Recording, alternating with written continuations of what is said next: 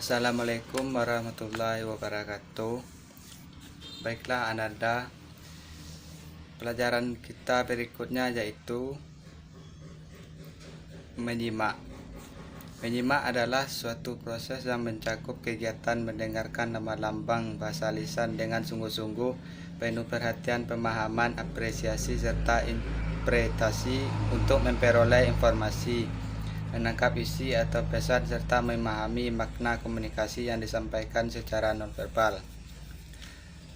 Tujuan menyimak yaitu secara khususnya yang pertama untuk memperoleh informasi, yang kedua untuk menganalisis fakta, yang ketiga untuk mendapatkan inspirasi, yang keempat untuk mendapatkan hiburan, yang kelima untuk memperbaiki kemampuan berbicara, dan yang keenam untuk membentuk kepribadian.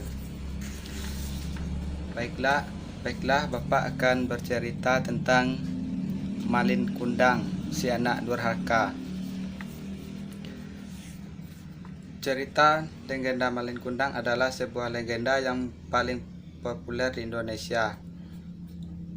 Menceritakan tentang anak yang tidak durhaka terhadap orang tuanya.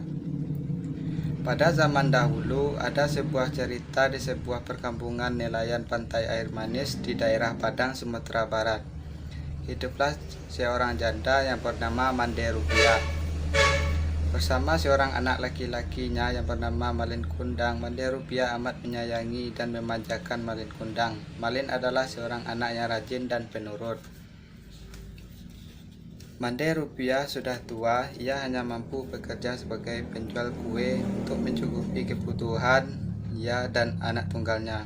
Suatu hari Malin Kundang jatuh sakit yang amat keras, nyawanya hampir melayang, namun akhirnya ia dapat diselamatkan berkat usaha ibunya.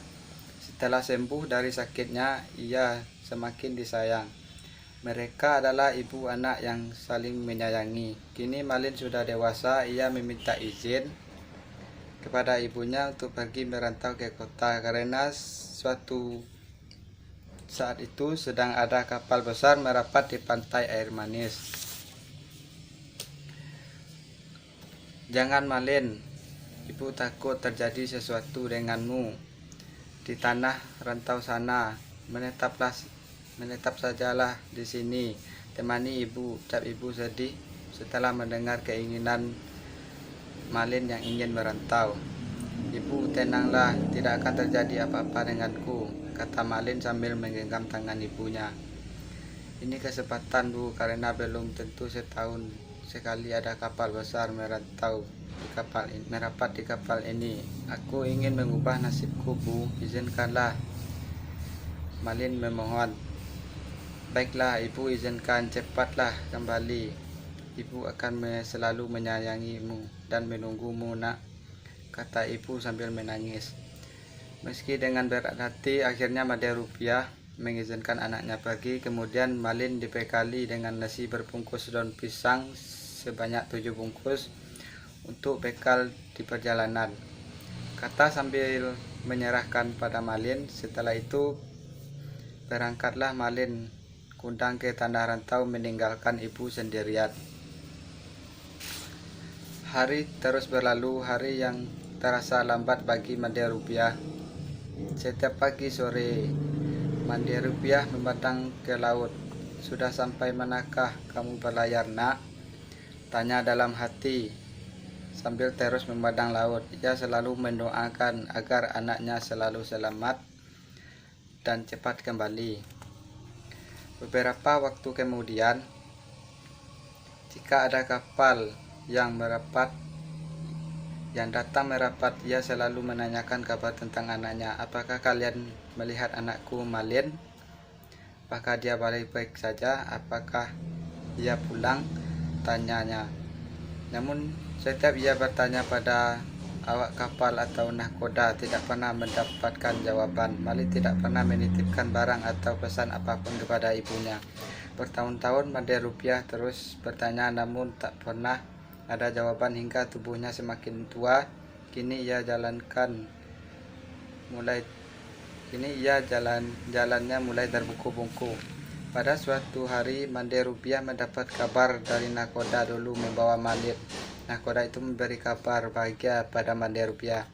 Mande, tahukah kau, anakmu kini telah menikah dengan gadis cantik, putri seorang bangsawan yang sangat kaya raya, ucapnya saat itu. Malin, cepatlah pulang kemari nak, ibu sangat sudah tua, kapan kau pulang? Intinya pilu setiap malam. Ia yakin anaknya pasti datang. Benar saja, tak berapa lama kemudian di suatu hari yang cerah, dari kejauhan tampak sebuah kapal yang megah dan indah berlayar menuju pantai. Orang kampung berkumpul, mereka mengira kapal itu milik seorang sultan atau seorang pangeran.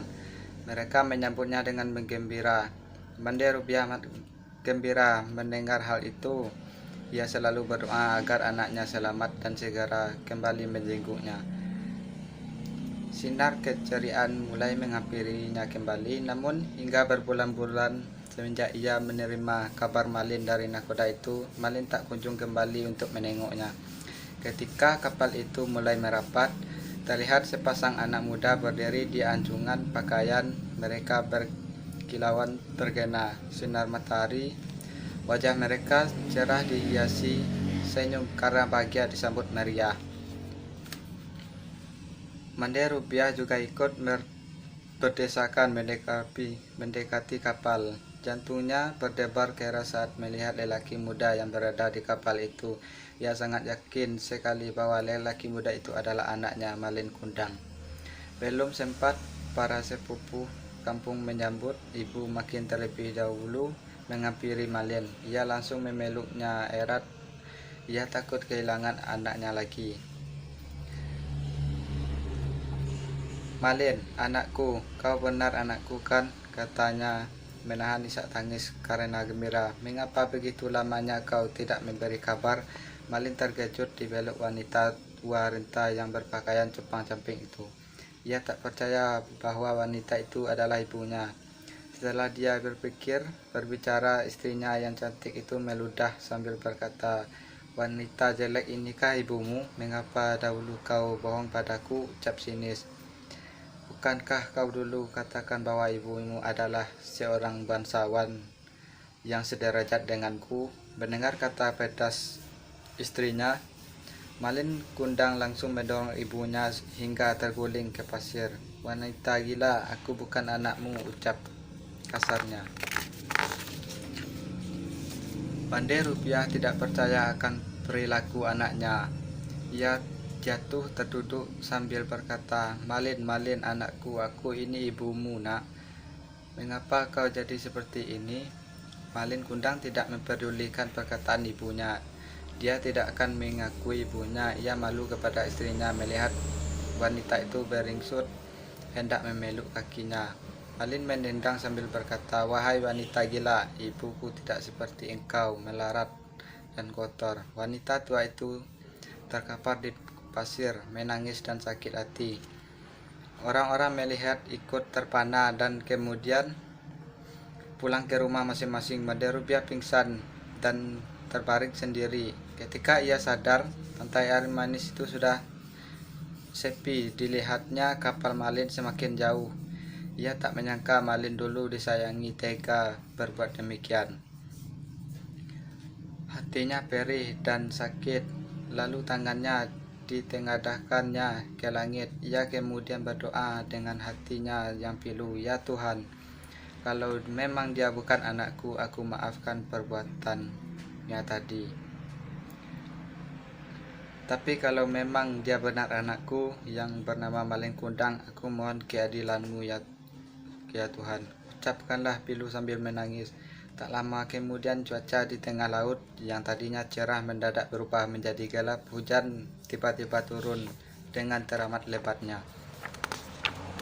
Tiba-tiba datanglah badai besar menghantam kapal Malin Kundang, liau sambaran petir yang menggelegar. Saat itu juga kapal menghancur berkeping-keping kemudian membawa ombak hingga ke pantai.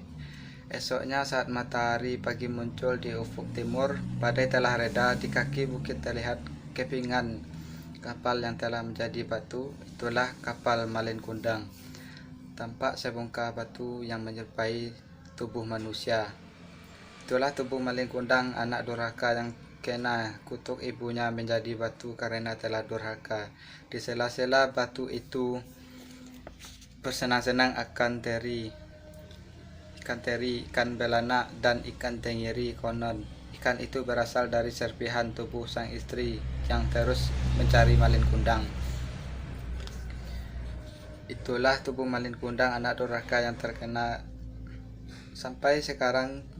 Jika ada ombak besar menghantam batu-batu yang mirip kapal dan manusia, itu terdengar bunyi seperti lolongan jeritan manusia. Terkadang bunyinya seperti orang meratap menyesali diri, ampun bu, ampun bu. Konon itulah suara si malin kundang, anak durhaka pada ibunya. Baiklah Ananda, sampai sini cerita dan materi kita. Assalamualaikum warahmatullahi wabarakatuh.